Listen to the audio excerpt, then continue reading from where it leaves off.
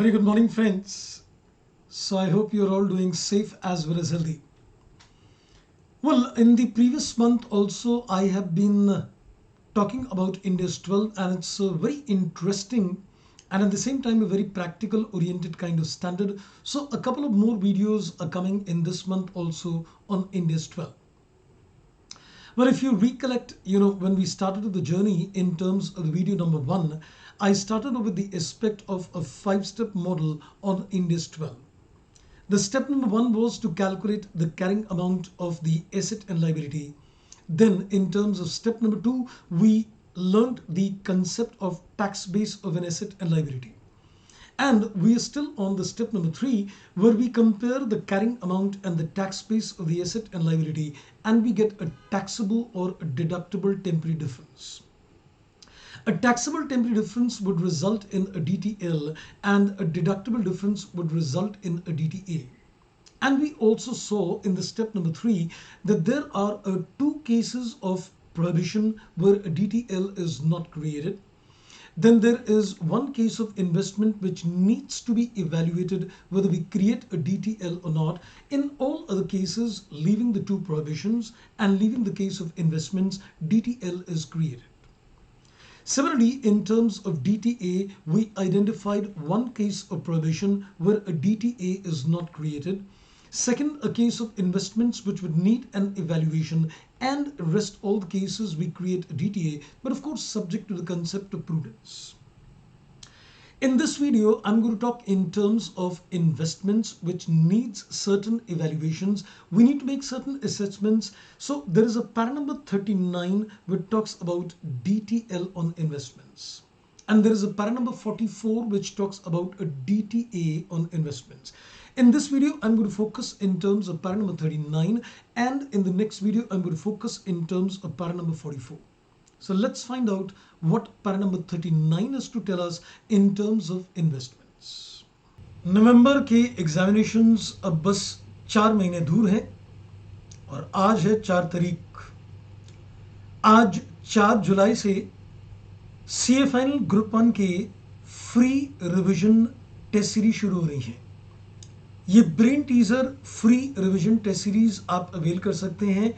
आज से शाम को 6 बजे आप इसके अंदर इन टेस्ट सीरीज में पार्टिसिपेट कर सकते हैं एब्सोल्युटली फ्री. ये 180 मिनट्स यानी कि 3 घंटे की आपकी टेस्ट सीरीज है, जिनमें सब्जेक्टिव क्वेश्चंस पूछे जाएंगे और आपको इनके मॉडल आंसर्स भी शेयर किए जाएंगे. और मजेदार बात यह है कि आप इन टेस्ट सीरीज के अंदर इंडिविजुअल टेस्ट, हर एक टेस्ट के अंदर एक लकी ड्रॉ विनर चूज किया जाएगा, जिसको 500 का गिफ्ट वाउचर भी मिलेगा. तो डिस्क्रिप्शन बॉक्स के अंदर आपके पास इसका लिंक मिलेगा, जिसके लिए आप इस रिवीजन टेस्ट सीरीज में अपने आप को एनरोल कर सकते हैं. यदि आप अनअकैडमी पे नए हैं तो मेरा कोड इस्तेमाल कीजिए CAKB10 और इस टेस्ट सीरीज को आप अनलॉक करके रजिस्टर कर सकते हैं फ्री. तो भाई किस बात का इंतजार कर रहे हैं? आइए let's crack it. This is an extract of the para number 39 of India's 12, and it says entity shall recognize a DTL for all taxable temporary differences associated with investments in subsidiary, branches, associate, and interest in joint arrangement. Now, first of all, I think let's get one thing very clear. When you're looking in terms of investments, I think let's forget about the branches for the time being, because from the CA final examination point of view, we're more focused with 3 kind of investments. If it is investment in a subsidiary, or if it is associate, or if it is a joint arrangement. Now let's get one thing very clear. When you prepare a consolidated financial statements, a subsidiary would be consolidated by virtue of Ind AS 110. And as far as an associate is concerned, it is consolidated by virtue of Ind AS 28. And if you're looking at a joint arrangement, depends whether it's a joint operation or a joint venture. If it is a joint operation, we would apply Ind AS 111. And if it is a joint venture, then you would apply Ind AS 28. Now, these investments in the consolidated financial statements, whether it is a case of a control or a significant influence or a joint control, would appear at a share in the net assets plus the amount of goodwill. That means effectively the investment in the consolidated financial statements appears equal to the share in the net assets of the investee company plus the amount of goodwill or minus the capital reserve as the case might be. But if you look at the things from the point of view of the Income Tax Act, the tax base of the investment is always going to be the original cost. So that means there would be a difference. If you're considering a carrying amount of the investment, it is supposed to be the share in the net assets plus the goodwill or minus capital reserve. And if you're looking in terms of the tax base, it is the original cost of acquisition itself, resulting in a difference in the carrying amount and a tax base, which could lead to a taxable or deductible differences. But right now, the focus is in terms of a taxable difference. So it says when there is a DTL which arises on account of these investments, it is supposed to be recognized. It very clearly says that you need to recognize a DTL for all taxable temporary differences associated with these investments, except to the extent if the two conditions are met. So if you meet condition A and B, then a DTL is not to be taken in the books of accounts. But if you pass A and B, then in those particular cases, if you pass both these conditions, DTL is not to be created. But if you fail these conditions, a DTL would be created. Now, I think for ease of understanding, let's consider the case of subsidiary. Let's forget about the associate and joint arrangements for the time being. Now, look at the first condition, what it says. The parent, I'm not reading investor, joint venture, operator, because they are terms connected with associate or a joint arrangement. It says the parent is able to control the timing of reversal of the temporary difference. Now the main question arises that if there is a difference in the carrying amount of the investment and the tax base of the investment, when is that difference going to reverse? Well, you can say the reversal takes place when the dividends are going to be distributed by the subsidiary company, or if you make a sale of the investment. So basically, the reversal of the timing difference, the reversal of the temporary differences would get taken care when you sell the investment or when the subsidiary company declares a dividend. So I think let's consider the declaration of the dividend as a point of reversal. Now, when it says in clause A, the parent controls the reversal. So when is the reversal going to take place? When a dividends will be declared. So does the parent company control the dividend policy of the subsidiary company? Yes, it does. But if you look at the other kind of investments, generally in terms of associates or generally in terms of joint arrangements, the investor would not generally control the dividend policy of the investee, in which cases he will not be able to control the reversal factor. So you will notice that as far as condition A is concerned, it would definitely pass in terms of a subsidiary. It will be very easy to prove that yes, as a parent, he controls the dividend policy and consequently the reversal of the timing difference, or what you call the temporary difference.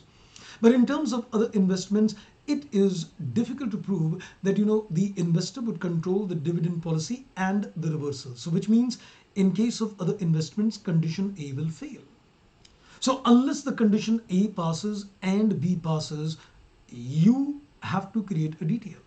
Because if A and B is passing, you don't create a DTL. And if A or B is failing, you have to create a DTL. Which means the basic concept we can keep is generally, mind the words generally. When you're looking at investments in a associate or a joint arrangement, the condition A will fail, which means if the condition A fails, there is hardly any point of looking at B. So which means we would land up creating a DTL if there is a temporary difference on account of investment in associate and joint ventures. Now let's look at the subsidiary. In terms of the subsidiary, as we said, the condition A will get met. The parent would be able to control the dividend policy and consequently the reversal of the DTL. So that means everything is going to be dependent upon the clause number B. Now what is the clause number B in terms of para 39? It is probable that temporary differences will not reverse in the foreseeable future. Now, if the differences do not reverse in the foreseeable future, they are as good as a permanent difference. And I'm not saying that it's a permanent difference, you see, but if a difference arises and it doesn't reverse, we say it's a permanent difference. So if it is probable, that means the chances are more than 50% plus that the temporary differences will not reverse in the foreseeable future, then there is no point in terms of creating a DTL. So which means, what do we need to assess in point B? In terms of point number B, what we need to assess is that if it is a case of a subsidiary and it is planning to declare a dividend, reversal will take place. So if the reversal will take place, condition B will fail and therefore a DTL can be created. Now, in case of a subsidiary, you can say if it is not planning to make a dividend distributions, or as a parent, I'm not planning to make a sale of the investment, in those cases, condition B will pass. And in those particular cases, a DTL will not be created. So I think let's put it in short. I think for this purpose in para 39, you should look at a subsidiary separately. You should look at an associate and a joint arrangement separately. So let's focus on a subsidiary. In terms of subsidiary, condition A absolutely will pass. So we look at the condition B. Is the subsidiary going to pay dividends? Yes. Condition B will fail. So if A passes and B fails, create a DTL. Now, if you say the subsidy is not going to pay a dividends, the parent is not going to make a sale of the investment, A passes, B passes, don't create a DTL. So at the net, you can say in terms of subsidy, everything is focused on one thing, that is the subsidy going to pay a dividends? Yes, create a DTL. It's not going to pay a dividends, the parent company is not going to sell the investments, then a DTL should not be created. As far as the associates and joint arrangements is concerned, condition A is difficult to pass. If the condition A fails, there is no hardly any need to make an assessment of condition B. So generally in terms of associate and joint arrangements, DTL will be created. That's the entire moral of the story as far as investments are concerned, whether it's subsidiary, depends. And as far as associate and joint arrangement is concerned, generally, yes, we create a DTL.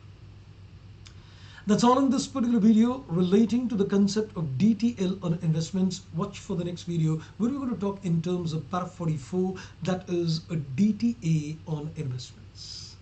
Thank you, bye-bye, and take care.